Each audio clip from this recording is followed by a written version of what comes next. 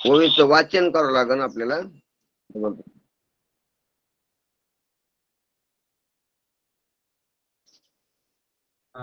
Mitkari Maharaj join झालेले आहेत, पुन्हा एकदा वाचा म्हणाले महाराज. थोडं नाही पूर्ण ओवी वाचा, ओवी फक्त.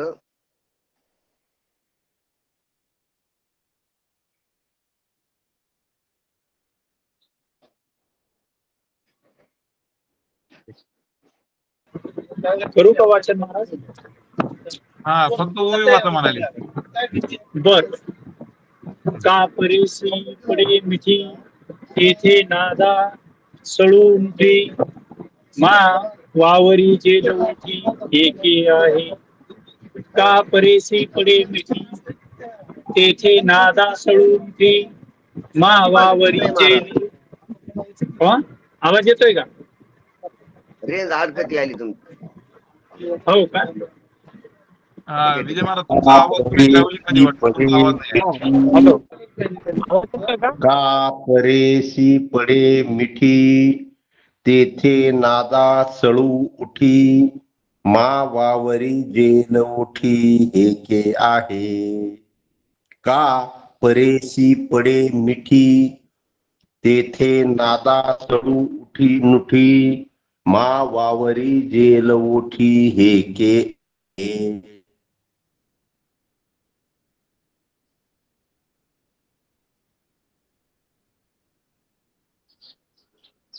मिटकरी महाराज आले नाही का? आले होते महाराज, झालं वाचन झालं होतं. येतोय का आता जॉईन झाले नाही. माझा आवाज येतोय का? जॉईन झाले. आता येतोय का माझा आवाज? हा येतोय. परत एकदा हो, ओवी हो. वाचू का? नाही आता नाही, आता तिसऱ्यांदा कशाला? बरं नाही, वाचली तुमचं आता. ठीक. सरांनी वाचली. माझ्याकडे महाराज काय आपणच अडचण बोलावं आता. बोला ना, काय म्हणताय बाबा? काय आता काय नाही म्हणित, ते मग म्हणित होतो ना. ठीक आहे, ठीक आहे. माझ्याकडेच रेंजचा प्रॉब्लेम.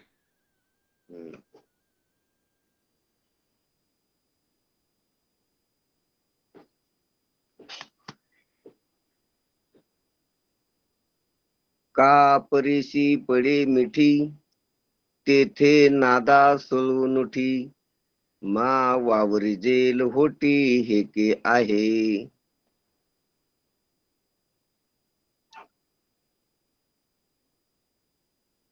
का परेशी पडे मिठी तेथे नादा सळून उठी, मा वावरी जेल ओठी हेके आहे.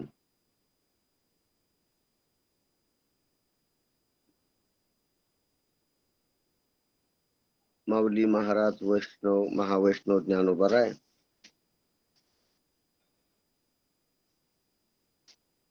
अनुभव हा परमात्मा स्वरूपाच्या ठिकाणी अनुभव राहत नाही, अनुभव स्वरूप होतो. अशा ठिकाणी अक्षराच्या ह्या रांगी, अक्षराच्या ह्या अनेक प्रकारच्या हरी वव्या तिथं कशा चालतील, तिथेही वैखरी वाणीचं बोलणं कसं चालन, असं ज्ञानोबरायाला या ओवीत लक्षात आणून द्यायचंय की जिथं मूळ जो अनुभव आहे, ज्याच्यावर सर्व व्यवहार, सर्व स्वप्न, सर्व सुसुप्ती इत्यादी अवस्थेचा आणि याच्याही पुढे जाऊन समाधी अवस्थेचा, ज्याच्यावर सर्व उभार आहे, असे अंतर्बाह्य सर्व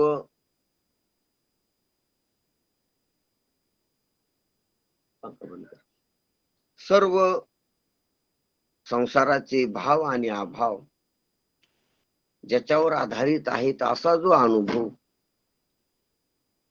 तो अनुभव देखील त्या अनुभव स्वरूपतेच्या ठिकाणी उरत नाही,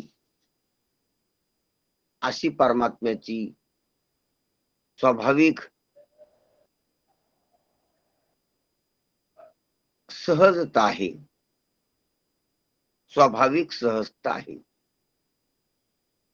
कारण तो परमात्मा अनुभवाचा आश्रय किंवा अनुभवाचा विषय यापैकी दोन्ही नाही.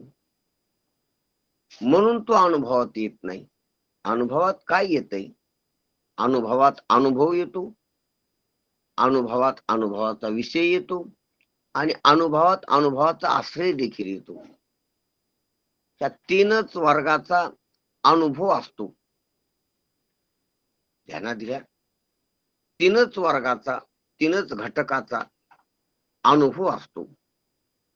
अनुभवाच्या विषयाचा अनुभव, तो जगातल्या पदार्थाचा अनुभव, आणि अनुभवाचा अनुभव आणि अनुभवाच्या आश्रयाचा अनुभव.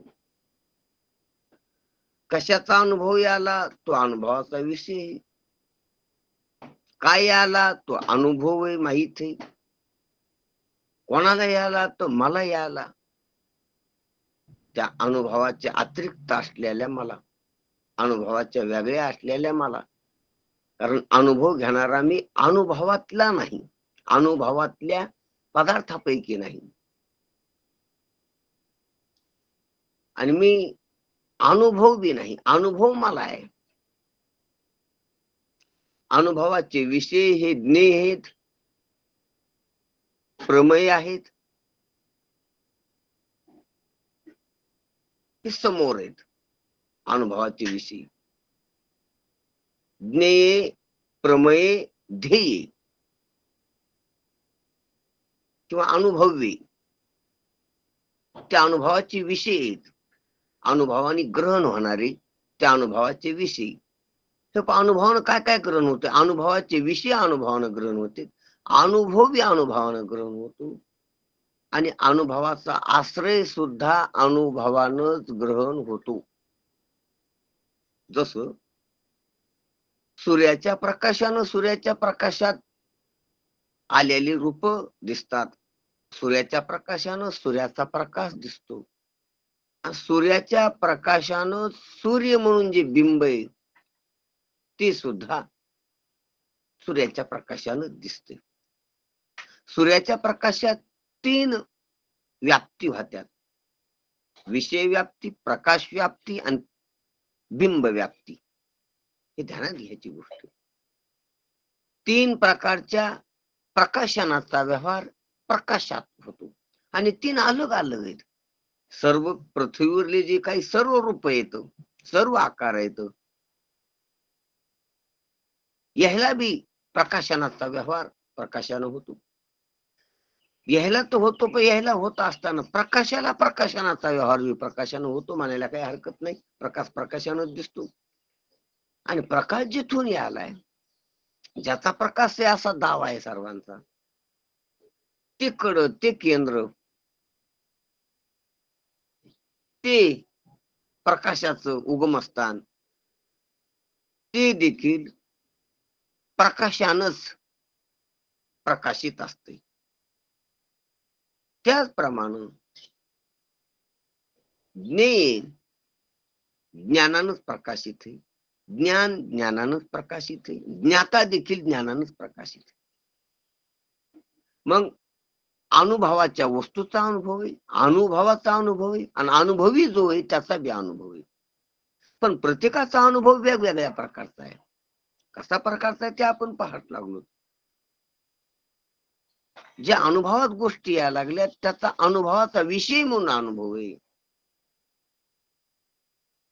त्या विषयाचा जो अनुभव याला त्याचा अनुभव म्हणून अनुभव आहे, आणि तो अनुभव ज्याला याला त्याचा अनुभवता, अनुभवी म्हणून अनुभव आहे. अनुभवी म्हणून अनुभव, अनुभव म्हणून अनुभव, आणि अनुभवाचा विषय म्हणून अनुभव. हे तीन प्रकार, हे तीन ग्रेड, हे तीन स्तर जर लक्षात आले तर त्रिपुटी लक्षात येईल आपल्या. ज्ञेय ज्ञाता ज्ञान, ध्येय ध्याता ध्यान, प्रमेय प्रमाता प्रमाण, त्या त्रिपुट्या, त्या सर्व त्रिपुट्या आपल्या एकदम गडी उतरात. आणि तीन स्तर कळाले तर तीन स्तर आहेत, तीन स्तर लक्षात आली पाहिजे. तीन अँगल आहेत. ह्या तीन मधूनच सर्व जाणीवेचा व्यवहार, जाणीवेच्या व्यवहाराची वाटचाल ह्या तीन मधून आहे.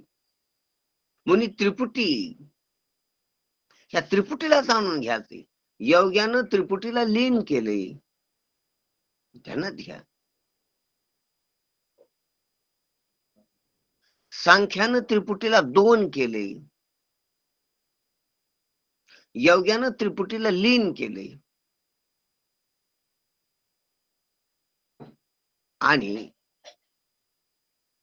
बाकीची त्रिपुटीच्या व्यवहारात गुंतलीत. सांख्य आणि योगी एक त्रिपुटीला लीन करण्यात आणि एक त्रिपुटीला दोन मध्ये विभाजन करण्यात.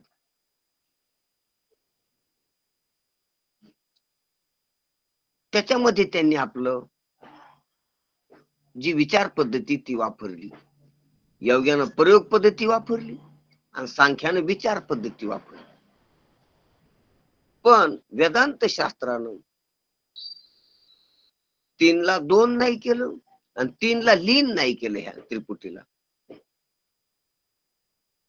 तर ज्ञानाने किंवा वेदांत शास्त्रानं, व्यासानं, कृष्ण भगवानानं, जे आचार्य आहेत, ऋषी मुनी आहेत, साधू संत आहेत, यांनी त्रिपुटीला बाधित केले. त्रिपुटीतलं अधिष्ठान ओळखले आणि त्रिपुटीचा भास हा भास आहे असं ओळखले. म्हणून त्रिपुटीचं विसर्जन झाले. त्रिपुटी लीन नाही झाली, त्रिपुटी दोन नाही झाली. प्रकृती पुरुषात विभागन केले, ती दोन. समाधीत लीन केली, ते लीन. लीन करणं प्रयोग आहे, दोन करणं विवेक आहे. प्रकृती पुरुष विवेक सांख्य. इथं आत्मा आत्म्याच्या ठाई देखीच्या देहीचा धर्म देही. क्षेत्र क्षेत्रज्ञ हे वेगवेगळं विभाजन करणं आहे. असं विभाजन करणं प्रकृती पुरुष हे विभागाचे विभाजन करणे. आत्मा अनात्मा, जड जीव किंवा जडन जीव, जडन चेतन ही विभागणी आहेत दोन. विभागण्या करण्याचं तंत्र सांख्याचं आहे.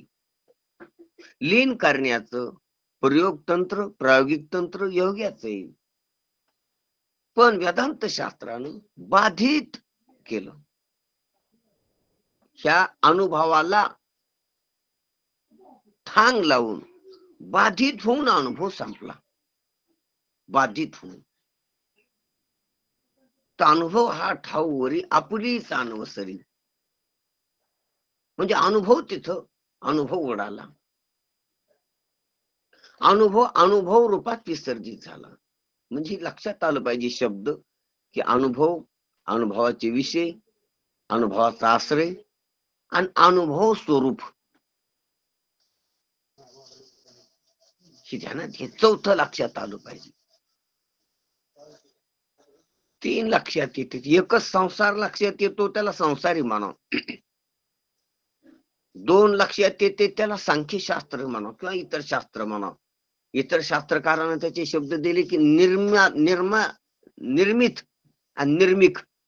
निर्मित आणि निर्मिक हे कार्यकारण भावाची शृंखला आहे. जग निर्माण झालेले त्याला निर्माण करणारा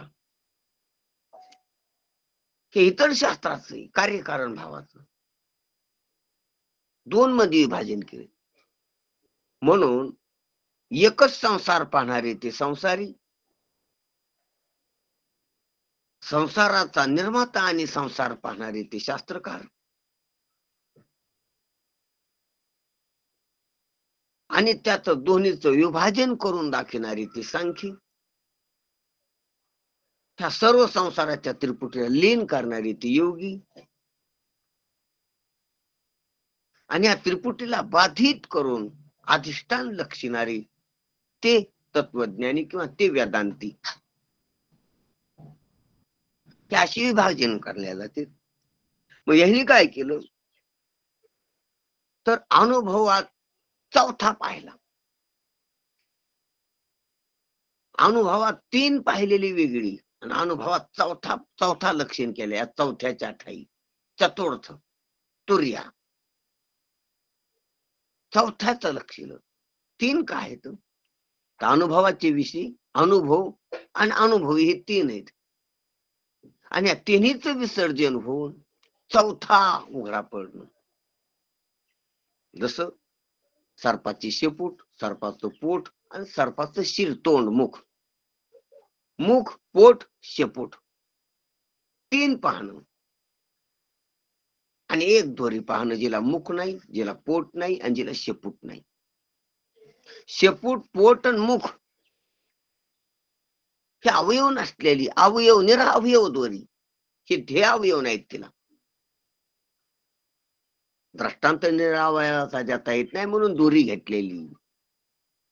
कारण निरावयव वस्तू नाही, ब्रह्माला दृष्टांत नाही. ब्रह्माकडे उपपत्ती चालत नाही म्हणून दृष्टांत नाही ब्रह्माला. काम चालव दृष्टांत घ्यावं लागतात. म्हणून 3 अवयव असलेलं शेपूट, पोट आणि मुख असलेलं 3 आहेत, 3 पाना. मग काही शेपटालाच मुख म्हणू लागली, ती चुकली. काही मुखाला शेपूट म्हणू लागली, ती चुकली. काही दोन्ही कुणबी मुख आहे म्हणू लागली, ती चुकली.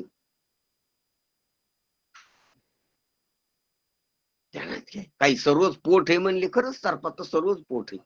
मुखापासून तर शेपटापर्यंत सर्वच पोट आहे.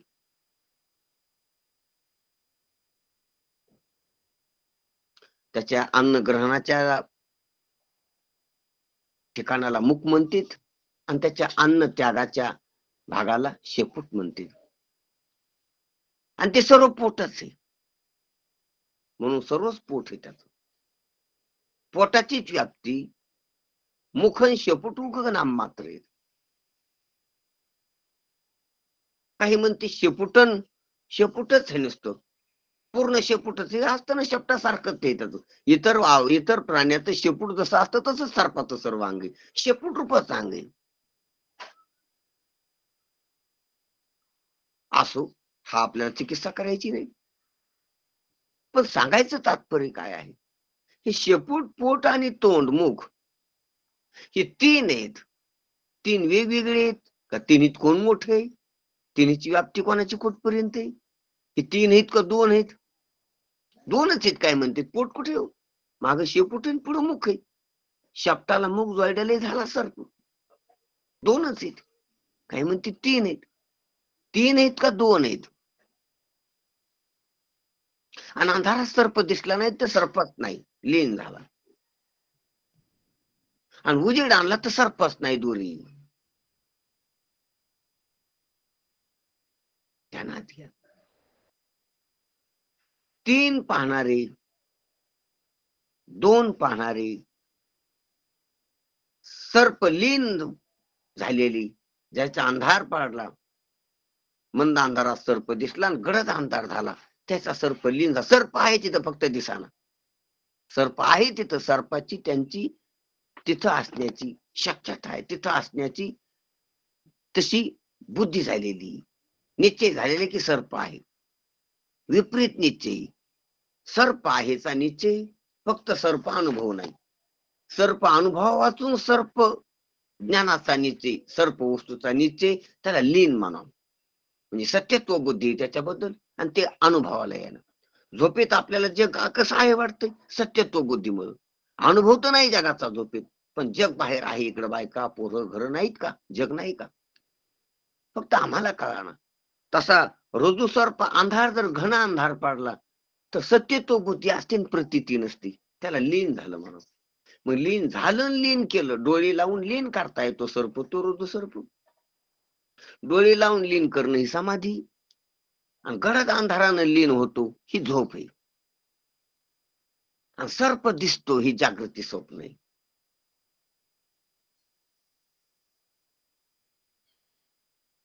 आणि प्रकाशात दोरी पाहणं हे ब्रह्मज्ञान आहे. दोरी पाहणं हे ब्रह्मज्ञान आहे. सर्प पाहणं हे ब्रह्मज्ञान आहे. सर्प अंधारानं दिसाना ही झोप आहे. सर्प डोळे लावल्यानं दिसाना, ही समाधी निग्रह केलेला आहे त्यांनी त्याच्या इंद्रियाचा. मग आपण कशात आहेत? आपण समाधीत आहेत सर्पाच्या बाबतीत त्या, का झोपेत आहेत, का स्वप्नात आहेत, का जागृतीत आहेत, का अधिष्ठानात आहेत, हे जास्त्यानं ओळखायचं. तस जग दिसायले रज्जू सर्पाकार भासेले जगडांबर तुकोबराय म्हणतात. पण भासेले कुठे कळायला? आपल्याला तुकोबरायला कळालं, तुकोबरायनं सांगितलं, तुकोबरायनं त्याचा अनुवाद केला त्याच्या अनुभवाचा. रज्जू सर्प, ज्याला रज्जू उघडी झाली ते रज्जू सर्प म्हणतील, ज्याला रज्जू नाही उघडी झाली ते सर्पिणीचा सर्प म्हणतील. रज्जूचा सर्प तुकोबराय म्हणायले. ध्यानात घ्या, समजायला रज्जूचा सर्प नाही, काहीला सर्पिणीचा सर्प आहे. ज्याला सर्पिणीचा सर्प आहे ते संसारी आहेत, ते मूर्ख आहेत, ते जीव आहेत. सर्पिणीचा सर्प आहे, अंड्यातून आलेला सर्प आहे, वारुळातून आलेला सर्प आहे, बाहेरून कुठतरी आलेला सर्प आहे. त्याचे कारण वेगवेगळे आहेत प्रत्येकाचे. काहीचे विश्वर कारण आहे, काहीच कर्म कारण आहे, संसाराचे कारण वेगवेगळे आहेत प्रत्येकानं सांगितलेले. काहीच अभिनय निमित्तोपादान कारण आहे, प्रत्येकाची कारण वेगळी आहेत. काहीचा स्वाभाविक आहे सर्प विनाकारण. म्हणून तुकोबरायचा सर्प रज्जू सर्प आहे, रज्जूतून आलेला सर्प, रज्जून भासलेला सर्प. त्याप्रमाणे जग भासते तुकोबराय म्हणतात. म्हणून हा जो अनुभव आहे त्या अनुभवाची 3 स्तर आहेत. आणि हा पूर्णच अनुभव खोटारडा आहे. अनुभव खरा नसतोच, म्हणून खऱ्याचा अनुभव नसतोय. की ध्यानात घ्यायची गोष्ट आहे, खऱ्याचा अनुभवच नसतोय, खरा अनुभव स्वरूप असतो. अनुभव मात्र खोटारड्याचा. जे जे पाहिलं ते खोट आहे. म्हणजे जे जे देखिजे ते नव्हे, होय ते न बोलवे. जे जे बोलिजे ते नव्हे, जे जे देखिजे ते नव्हे, होय ते न देखवी, होय ते न बोलवी. असं त्या गोवीचं तात्पर्य आहे. म्हणून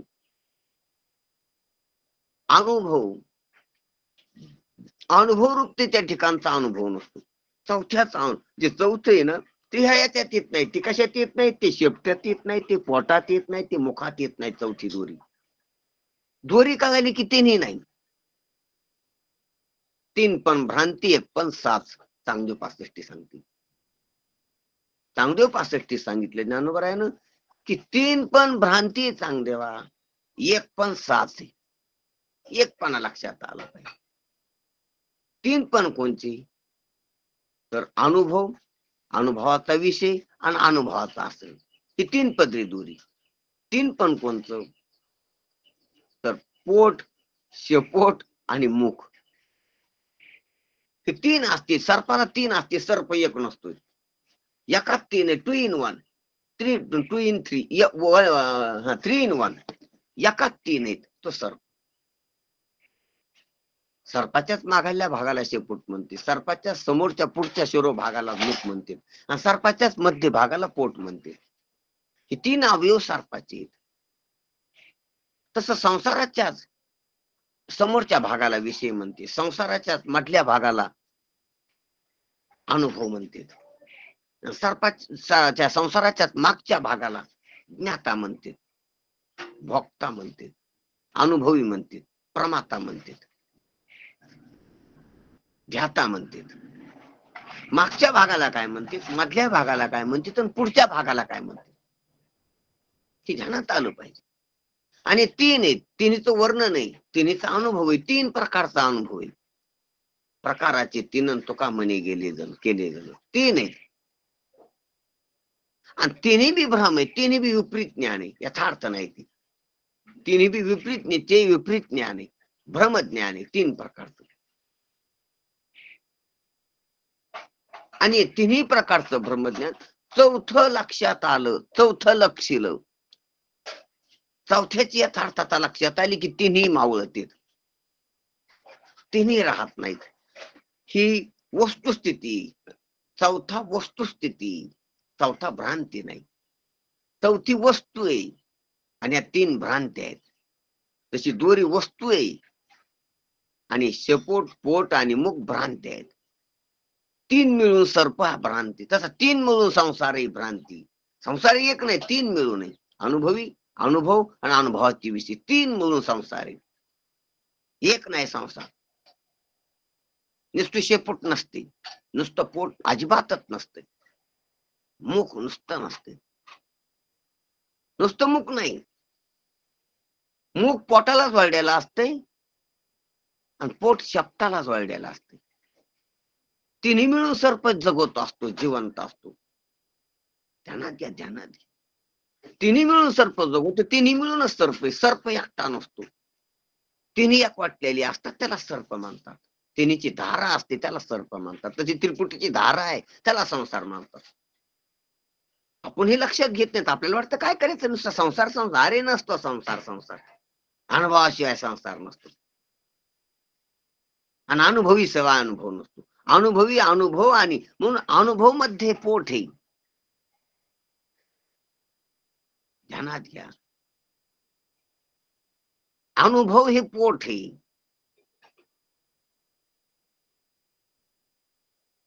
आणि अनुभवी ही शेपूट आहे, मागे.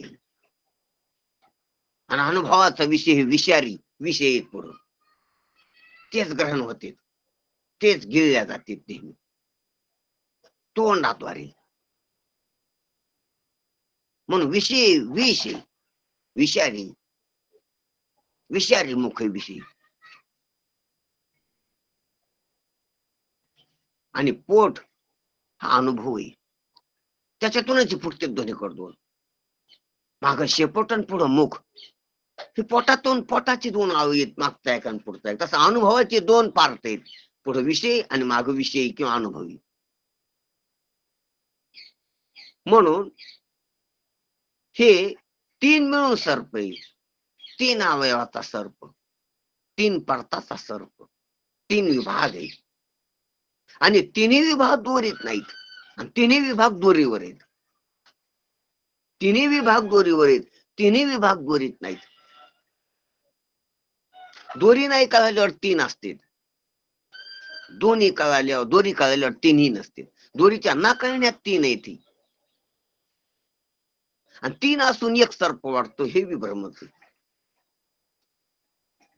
जग त्रिपुटीचा असून एक वाटतंय, हा भ्रम आहे. जगात तीन असून एकच वाटतंय, हा भ्रम आहे. जग एक हे वाटतंय, संसार एक हे वाटतो. अख्खा संसार म्हणजे एक संसार वाटतो. अरे विचार करा, तीन आहे संसार, तीन आहे संसार, दोन आहे संसार, पाच आहे संसार, 25 आहे संसार, 42 आहे संसार, 82 संसार, 36 आहे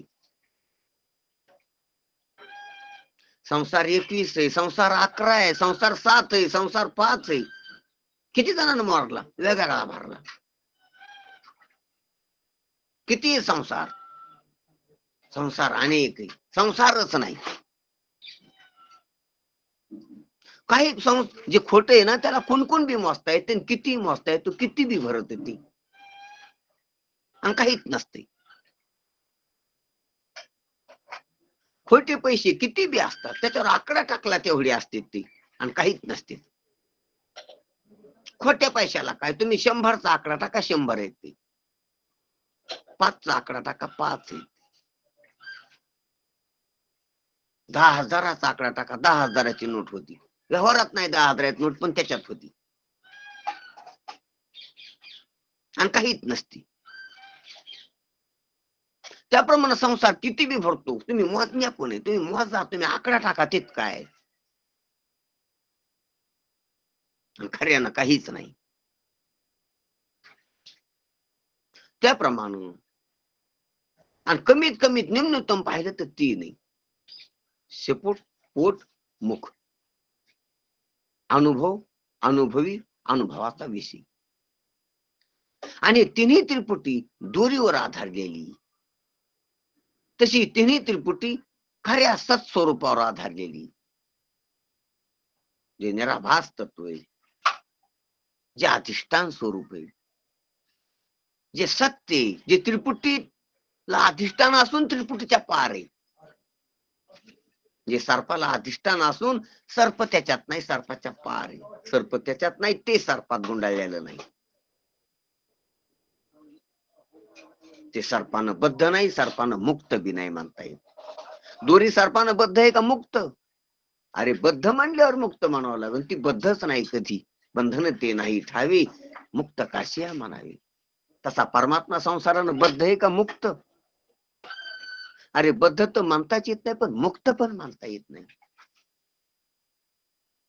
जसा संन्यासी बायकोनं बद्ध आहे का मुक्त?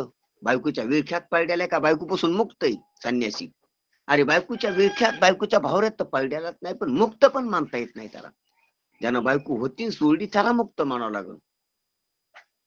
तो नित्य मुक्त आहे, त्याला मुक्त मानता येत नाही. असो तशी दोरी कधी सर्पाच्या भानगडीत पळलेलीच नाही. दोरीला कधी सर्पच नाही. दोरीच होती, दोरीच आहे, दोरीच राहणार. आधी मध्ये अंत्य अवघी दोरी एक.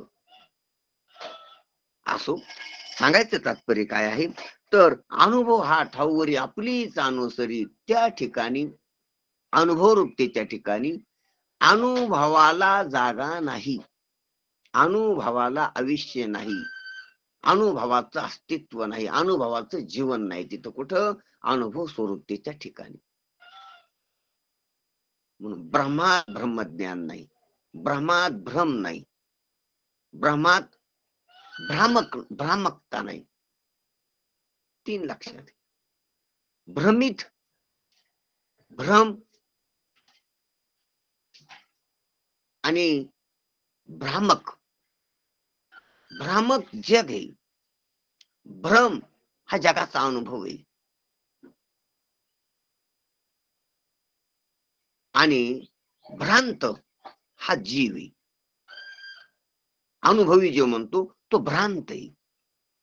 भ्रांत, भ्रम आणि भ्रामकता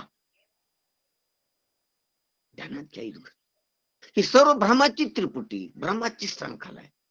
भ्रमाचा विषय भ्रम आणि भ्रमाचा विषय भ्रमाचा अनुभवता. ती जसा सर्प हा भ्रामक पदार्थ आहे, सर्पाचा अनुभव हा भ्रम आहे.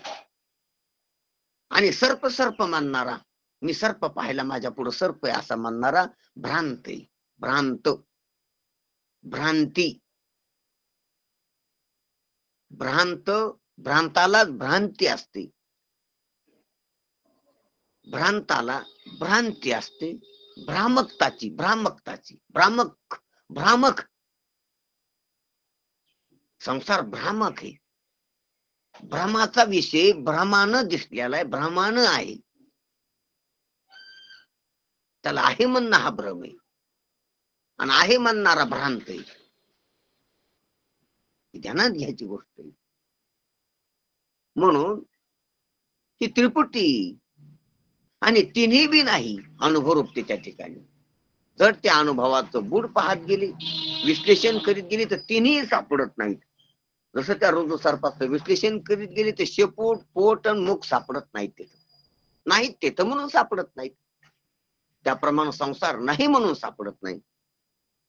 म्हणून असा जिथं अनुभवच मुराला, जिथं अनुभवच राहिला नाही, तिथं अक्षराची हरी वाईल काही. तिथं अक्षराची ही व ही अक्षराची रांग, ही अक्षराची श्रंखला,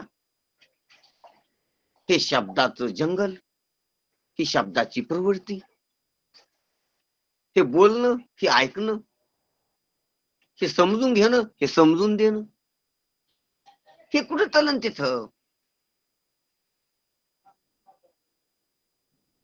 याच्यातून पुन्हा दुसरा एक अर्थ स्फुरत होतो, ते तर अक्षराची हरी वाईल काय. अरे अनुभवाचीच अशी गत झाली, अनुभव तिथं ठाऊवरी राहिला नाही. त्यानं त्याची अनुसरी करून घेतली आणि फळा करून घेतला अंगाचा, तो तिथं राहिला नाही. तर ते तर अक्षराची हरी वाईल काय. तिथे ही अक्षराची माझी वळ ही का वेगळी आहे का त्या अनुभव? शब्दाचा तरी अनुभव, ते शब्द तरी जगतातलाच पदार्थ आहे. बोलणं तरी जगतातलंच आहेत ना, वैखरी वाणी. समजून देणं, समजण्यासाठी शब्द वापरणं, समजून घेणं, हे तरी काय? हे का जगातलं नाही तर काय? ते का वेगळं आहे का? ते तर अक्षराची हरी वाईल काय? हे का वेगळं आहे का? त्याचं त्या अनुभवातच आलं. ते अनुभव गेला तेव्हाच शब्द गेला, अनुभव गेला तेव्हाच बोलणं गेलं, ऐकणं गेलं, सांगणं गेलं. अनुभवाचं जर सांगायलीत महाराज, निफा झाला अंगाच्या, थोटावला. अनुभवाचं जर अशी गत सांगायलीत महाराज की परिपूर्ण रीतीनं तो समाप्त झाला. ठाववरी अनवसरी.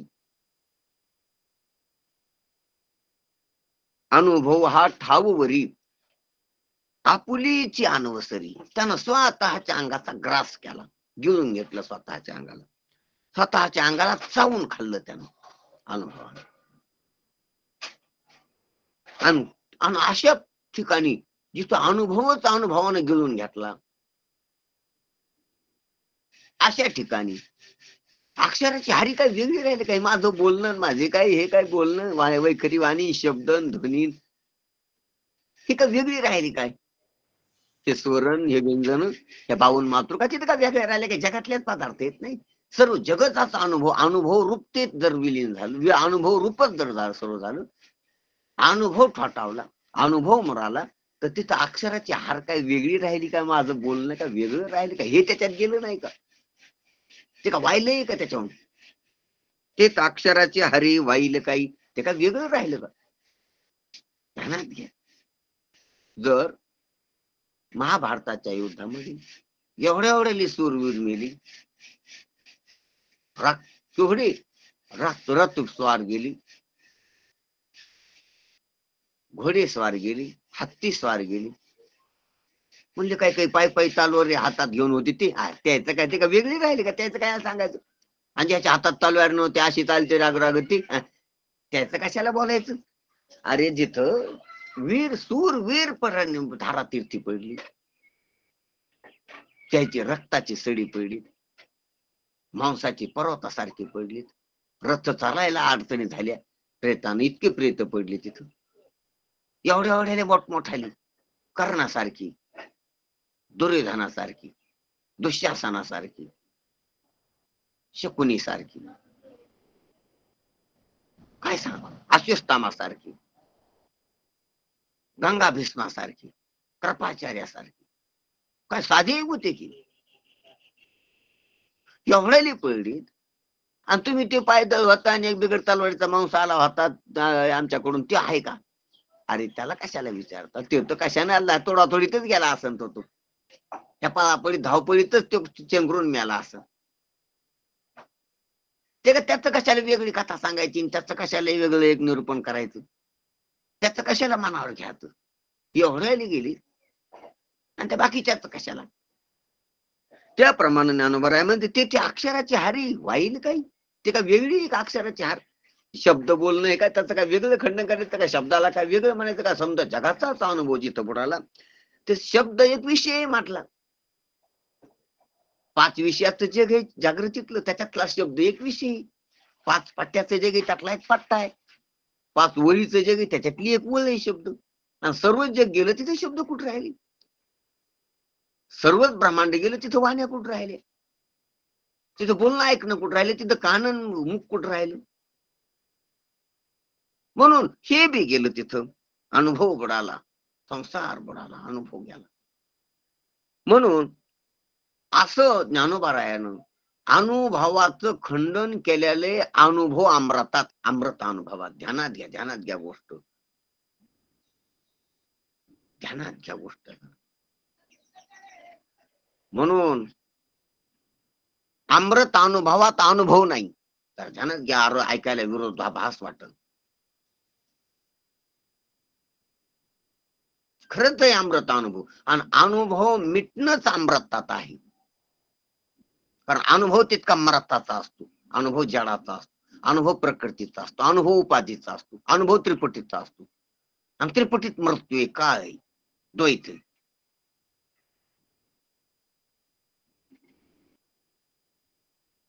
मरणाशिवाय अनुभव नसतो, सर्वाला दुःखाचाच अनुभव, मृत्यूचाच अनुभव. अनुभव काय? जगाचा अनुभव म्हणजे दुःखाचा अनुभव, देहाचा अनुभव म्हणजे दुःखाचा अनुभव. इंद्रियाचा अनुभव म्हणजे दुःखाचा अनुभव, मनाचा अनुभव म्हणजे दुःखाचा अनुभव, स्मृतीचा अनुभव म्हणजे दुःखाचा अनुभव, भेदाचा अनुभव, द्वैताचा अनुभव, अज्ञानाचा अनुभव, खोट्याचा अनुभव, भ्रांतीचा अनुभव.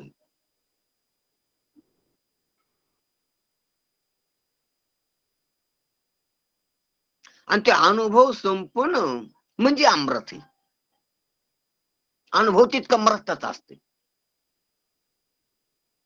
मृत अनुभवाला जर अमृत अनुभव करायचा असलं तर अनुभवाचा निफला झाला पाहिजे. आज अमृताचा अनुभव नाही, अनुभवच अमृत आहे. हा, अनुभव रूपता हेच अमृत आहे. अनुभव म्हटलं की त्याला शेपूट फुटली, अनुभव म्हटले की त्रिपुटी आली. मग अनुभव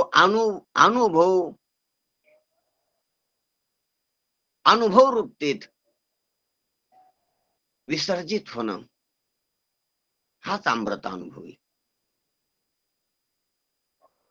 ध्यानात घ्या गोष्ट जरा. विषारी सापच जो मृत्यूसाठी रडण्यासाठी कारणीभूत आहे तोच हसण्यासाठी कारणीभूत होत असतो. चौथ्याचा अनुभव आल्यावर, दोरीचा अनुभव आल्यावर, चौथ्या दोरीचा अनुभव आल्यावर, तिथं तीनच वाटते. चौथी कळाल्यावर, चतुर्थ तुर्या झाल्यावर जे रडण्यासाठी कारणीभूत होतं ते टाळी वाजून हसण्यासाठी कारणीभूत होते. हसण्यासाठी आपलाच मूर्खपणा आपल्याला कळतोय चौथ्याच्या ठिकाणी गेल्यावर की काही नाही, काहीच नव्हतं, फक्त मूर्खपणा होता, अज्ञान होतं, भ्रम होता. भ्रम शब्दाचा अर्थ मूर्खपणा, त्यालाच अज्ञान म्हणा, त्यालाच मूर्खपणा म्हणा. काहीच नव्हतं, सर्प नव्हता, पाठ नव्हतं, पोट नव्हतं, विष नव्हतं, काहीच मुख नव्हतं, भय नव्हतं, गंमत होती. होऊन ठाके संसारू मोक्षमय आगम. म्हणून अनुभव मुरणं ठाईच मुराला अनुभव, सर्पाचा अनुभव ठाईच मुराला पाहिजे. कुठं ठाई मुरतो असा नाही मुरत. सर्प अंधारानं दिसाना तेव्हा नाही मुराला अनुभव, अनुभव लीन झाला, तो मुरला नाही, पुन्हा उद्भूत होतोय. लीन झालेलं पुन्हा प्रगट होत असते. दोरीवर सर्प भाटला, गडद अंधार पडला, ते म्हणले आता दिसाना कशाला नाहीला, दिसाना पण तिकडच लक्ष राहते की येतो काय, झोप येत नाही. दिसाना पण आहे, दिसाना पण आहे, लीन अवस्था आहे. दिसून आहे ही प्रगट अवस्था आहे संसाराची. संसाराची प्रगट अवस्था, संसाराची लीन अवस्था, संसाराची स्थूल अवस्था, संसाराची सूक्ष्म अवस्था, तीन अवस्था आहे. संसाराची स्थूल अवस्था त्याला जागृती म्हणावं, संसाराची सूक्ष्म अवस्था त्याला स्वप्न म्हणावं, आणि संसाराची लीन अवस्था त्याला कारण म्हणावं. लीन संसार, सूक्ष्म संसार, स्थूल संसार, बाहेर संसार, मध्यस्थ संसार, अंतर संसार. बाह्य संसार स्थूल आहे, मध्य संसार सूक्ष्म आहे, आणि अंतर संसार लीन आहे. तीन पडते आणि तिन्ही मिळून संसार तीन नाही एक दोरी, सर्प तीन नाही एक दोरी, आणि एक दोरी जर लक्षली तर तिन्ही बी संपत, तिन्ही भ्रांती करते. असं आपला विषय तिथं चालला. म्हणून तिथं असा जो संसार आहे तर त्या संसारात असा जो संसार आहे त्याचा जर निपळा झाला, अनुभवाचा जर निपळा झाला तर चौथं लक्षात येते तीन जाऊन, आणि चौथं लक्षात आले की तीन राहत नाहीत, आणि चौथ्याचा अनुभव नाही म्हणता येत आता, अनुभव रूपता. कारण आता शेपूट नाही दोरी, पोट नाही दोरी, मुख नाही दोरी, सर्प नाही दोरी, विष नाही दोरी, भय नाही दोरी.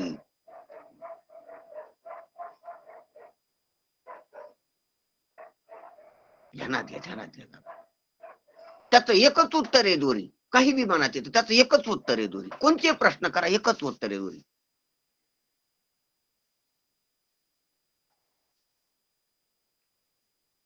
तसं संसारातलं एकच उत्तर आहे ब्रह्म, अधिष्ठान. उत्पत्ती अधिष्ठान, स्थिती अधिष्ठान, प्रलय अधिष्ठान, जन्म अधिष्ठान, जीवन अधिष्ठान, मरण अधिष्ठान, यम देवच आहे. सर्व देव आहेत. तीर्थ विठ्ठल, क्षेत्र विठ्ठल, जिकडे पाहे सर्व विठ्ठल आहे. वनपट्टन एक भाव अवघा ठाव सरता झाला. पाहे तिकडे बाप माई विठ्ठल आहे रखुमाई. देव झाले अवघे जण दोष गुण हरपले. सर्व एक आहे. सर्व एक हे कळालं म्हणजे ब्रह्मज्ञान आहे. सर्व वेगवेगळं नाही. शेपूट, पोट, मुख, विष, सर्प हे वेगवेगळे नाहीत. एक दोरी. सबका मालिक एक है, सबका अस्तित्व एक है, सर्व अनुभव एक है. असं जर लक्षात आलं, अद्वैत कळालं, अद्वितीय कळालं, तर भ्रम नसतो. अद्वितीय कळण्यात, अद्वितीय लक्षणात, अद्वैत निश्चयात भ्रम नाही. म्हणून अद्वैत निश्चय वास्तव आहे, भ्रम नाही. द्वैत निश्चय, त्रित निश्चय, चतुर्थ निश्चय, अनेक निश्चय जे झाले तर आपली अनेक रूपता झाली. एक दिल के तुकडे हजार होई, तर ही भ्रम आहे. म्हणून अनुभव रूपानं न राहणं, अनुभव स्वरूप होणं, याला ब्रह्मज्ञान म्हणावं. याला जीवदाशाची निवृत्ती म्हणावं. याला जीव शिवाचं ऐक्य म्हणावं. याला संसाराची निवृत्ती म्हणावं. आत्यंतिक संसाराची निवृत्ती. आणि तिथं काहीच राहत नाही. ते शब्द कसा राहील ही महाराजाचं पुन्हा बोलणे. कारण शब्दानच बोललीत म्हणून शब्द तिथं मागून महाराजाने टाकला की हे सर्वच गेले. तिथे शब्द कुठं राहिला? माझा शब्दच राहिला. तुमचं ऐकणं कुठं राहिलं? तुम्ही श्रोते कुठं राहिले? मी वक्ता कुठं राहिलो? पाठ कुठं राहिला? प्रवचन कुठं राहिलं? अज्ञान कुठं राहिलं? तुम्हाला ज्ञान कुठं राहिलं? संशय कुठं राहिला? समाधान कशाचं झालं? सहज सहज सहज सिंहासनी राजा रघुवीर, सहज भार नाही, निर्भार झालं सर्व. ऐकणाराचं ऐकणं राहिलं नाही, सांगणाराचं सांगणं राहिलं नाही. ऐकणाराचा लहानपणा राहिला नाही, सांगणाराचा मोठेपणा राहिला नाही. ऐकणारा शिष्य राहिला नाही, सांगणारा गुरु राहिला नाही. ऐकणाराकडे अज्ञान राहिलं नाही, सांगणाराकडे ज्ञान राहिलं नाही. कारण ऐकणारा सांगणारा दोन्ही राहिले नाही.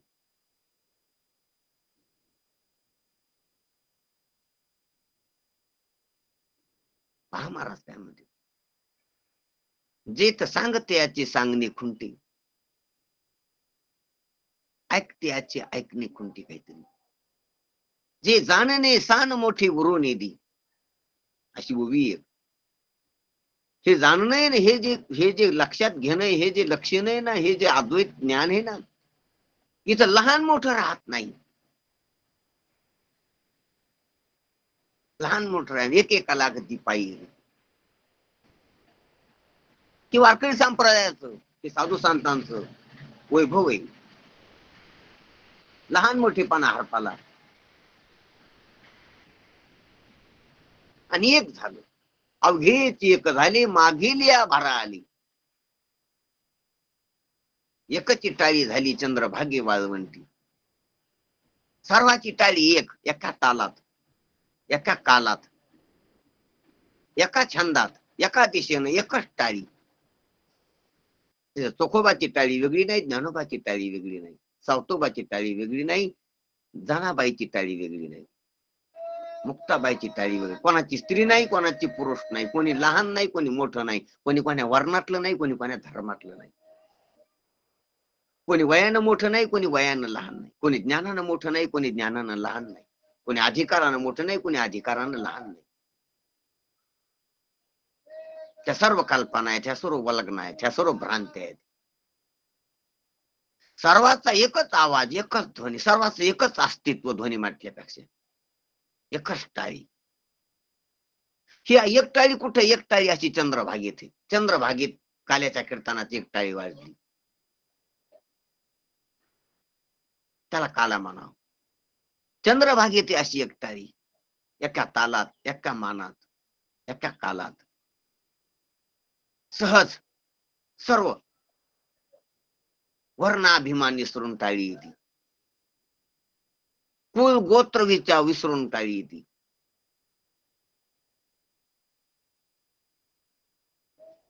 ज्ञान अज्ञान विसरून टाळली येते, बंध मोक्षाला उल्लंघन करून टाळली येते. म्हणून महाराज म्हणते असं जे आहे एकमेवाद्वितीय असं जे आहे खरं सहज, तर त्या ठिकाणी काय बोलवावा आणि बोलणं कुठं राहिलं वेगळं तिथं. मग त्या बोलण्याची अवस्था कशी झाली तर महाराज सांगतात, परेशी पडे मिठी तेथे नादा सळून उठी, मा वावरी जेल ओठी हे के आहे. महाराज त्याच आपल्याला निरूपण सांगतात की जर म्हणले हे पा सिद्धांतच त्याचा दृष्टांत केला, का म्हटल्यामुळे दृष्टांत झालाय सिद्धांताचा. सिद्धांत दृष्टांत दोन नाहीत ज्ञानोबरायचे. ज्ञानोबराय म्हणजे हे पा असं की परीला जर मिठी पडली तर तिथं नादाचा ध्वनी, नादाची लहर थोडी पण उठत नाही. परीला मिठी पाडल्यामुळं, परेला कवटाळल्यामुळं, परेला परात्परानं घेरल्यामुळं, परेतला परात्पर उजागर झाल्यामुळं परेला मिठी पडली. तर तिथं नादा सळू उठे, नाद थोडा पण उठू शकत नाही. आणि नादच जर उठू शकत नाही तर मा वावरीतील होती हे की होई, हे की आहे. मग ते वाटा बाहेर शब्द मी वापरीन, बोलन आणि तुम्हाला कळन, तुम्ही त्याची वाट पाहता आणि मी ते अहंकारानं सांगन की असं असं बोलायलो, ऐका तुम्ही माझं, हे की आहे. अरे तिथं परेलाच मिठी पडली, तिथं ज्ञानच उद्भूत नाही,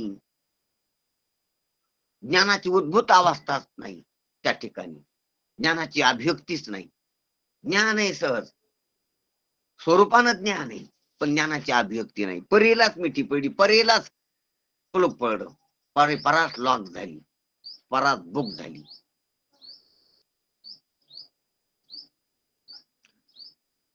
तपश्यंतीत कसं येईल, परी ही परते बोलणे खुंटेली वैखरी कैसी दिसाली. म्हणून परेशी पडे मिठी तेथे नादा सळून उठी, मग वावरी देईल होती हे की आहे.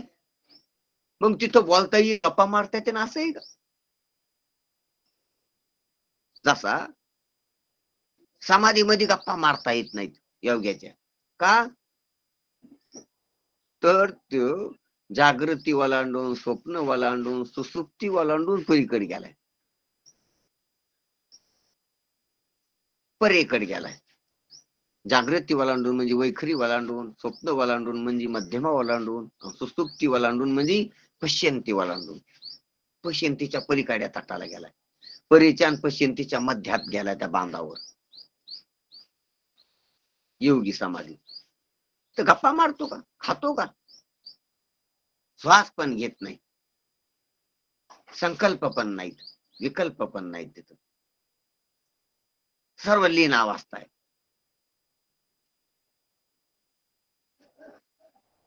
मग तिथं कुठे गप्पा मारता येतात, वावरी जेल होती ही किंवा आहे. तिथं व्यवहार खुंटीत होतो. अरे व्यवहार देह घेऊन असतो स्थूल व्यवहार, मन घेऊन असतो सूक्ष्म व्यवहार, आणि दोन तर व्यवहाराच्या अवस्थेत, व्यवहारी अवस्था दोनच आहेत, जागृती आणि स्वप्न. म्हणून दोन घेऊनच व्यवहार, शरीर घेऊन व्यवहार करता येतो आणि मन घेऊन व्यवहार करता येतो. मनान नाही शरीर घेता येत, मन इंद्रियामार्फत शरीर घेते, ध्यानात घ्या. मन इंद्रियामार्फत शरीर घेते तेव्हा स्थूल व्यवहार, आणि मन इंद्रियाला सोडून व्यवहार करते तेव्हा सूक्ष्म स्वप्न, सूक्ष्म स्वप्न. स्वप्नात एक व्यवहार आहे, जागृतीत व्यवहार आहे, दोन व्यवहार आहे, स्थूल सूक्ष्म. कारणात व्यवहार नाही, आणि कारणाच्या पलीकडे तटाला गेला तो समाधीतला, कारणाच्या बुडाला जाऊन बसला, तर तिथे कुठे व्यवहार होतो. आणि जर त्या योग्याचं कारणाच्या बुडाला जाऊन बसला, तिथे व्यवहार होत नाही. तर इथं तर कारण बी उल्लंघन झाले, कारण सुद्धा निवृत्त झाले आणि अधिष्ठान रूपता झाली, तिथं कुठं व्यवहार रे, तिथं कुठं बोल नाही, तिथं कसं बोल. म्हणून योग्याच्या समाधीत व्यवहार नाही हे कळतंय, तसं ज्ञानाच्या समाधीत बी व्यवहार नाही हे कळावं. पण हे कळायला संतांची संगत लागते. जसा योगी काही करीत नाही हे सर्वाला कळतंय, तसा ज्ञानी बी काही करीत नाही हे कळालं पाहिजे. ध्यानात घ्या जरा गोष्ट. समाधीतला योगी पाहत नाही, समाधीतला योगी खात नाही, समाधीतला योगी चलत नाही, समाधीतला योगी बोलत नाही. हे जसं कळत आहे आपल्याला. समाधीतला योगी जागृतीत नाही, समाधीतला योगी स्वप्नात नाही, हे जसं कळत. समाधीतला योगी झोपीत पण नाही, हे कळत आहे आपल्याला. तसा जीवनमुक्त महात्मा जागृतीत नाही, स्वप्नात नाही, झोपेत नाही, समाधीत बी नाही. हे कळा, योग्याच्या समाधीत बी नाही. तो करीत नाही, तो बोलत नाही, तो खात नाही, तो चलत नाही. हे कळालं पाहिजे. हे कळालं पाहिजे. ते कळत नाही. उपाधीची दृष्टी असते म्हणून कळत नाही. म्हणून ज्ञानोबराय काहीच बोलले नाही. कळा, बोलून बी बोलणं म्हणून अबोलने बोल येते, मौनाची अक्षर येते. म्हणून महाराज इथं आपल्याला त्या लक्षात आणून देतात गोष्टी. का परीशी पडी मिठी तेथ नादा सोलून उठी, मा वावरी जेल होती. हे की आहे त्याला वटानं बोलणं हे तेव्हा घडू शकत नाही, शक्य नाही, अशक्य कोटीतली गोष्ट आहे. अशा प्रकारचं ज्ञानोबरायानं आपल्याला गोड निरूपण केलेलं आहे. उद्या आपण त्याचा पुढचा भाग पाहू. ठीक आहे. हो हो महाराज. कुंडली गवर्धा हरी विठ्ठल, श्री ज्ञानदेव तुकाराम, पंढरीनाथ भगवान की जय. माऊली ज्ञानेश्वर महाराज की जय. सद्गुरुनाथ भगवान की जय. श्री रंगनाथ महाराज की जय. श्री मुरलीधर महाराज की जय. सब संत